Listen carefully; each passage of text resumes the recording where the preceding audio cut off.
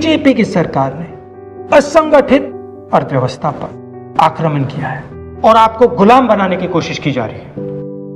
2008 में जबरदस्त आर्थिक तूफान आया, पूरी दुनिया में आया, अमेरिका में, जापान में, यूरोप में, चाइना में, सब जगह आया।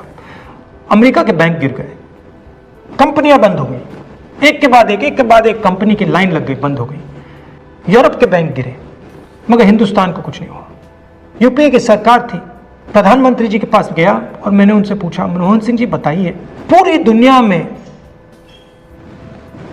आर्थिक नुकसान हुआ है, हिंदुस्तान को कोई असर नहीं हुआ, कारण क्या है?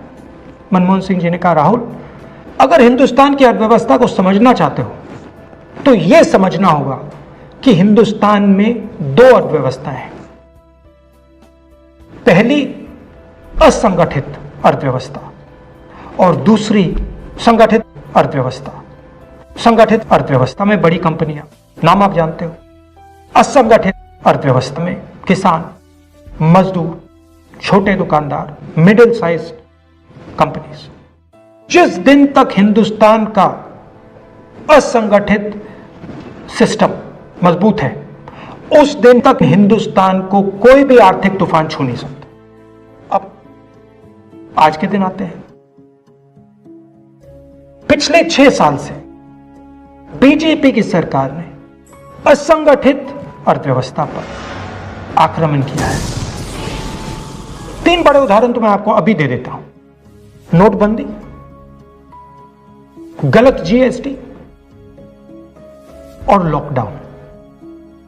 आप यह मत सोचिए कि लॉकडाउन के पीछे सोच नहीं थी।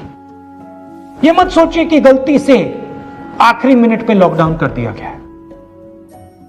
इन तीनों का लक्ष्य हमारे इनफॉर्मल सेक्टर को खत्म करने का है।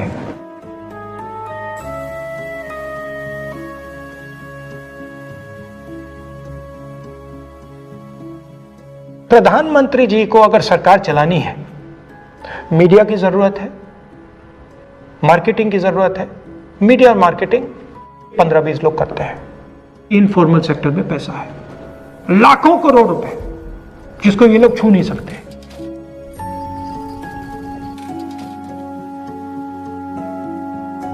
इसको ये लोग तोड़ना चाहते हैं, पैसा लेना चाहते हैं। इसका नतीजा आएगा। नतीजा यह होगा कि हिंदुस्तान रोजगार पैदा नहीं कर पाएगा। क्यों? क्योंकि इनफॉर्मल सेक्टर 90% से ज्यादा रोजगार देता है।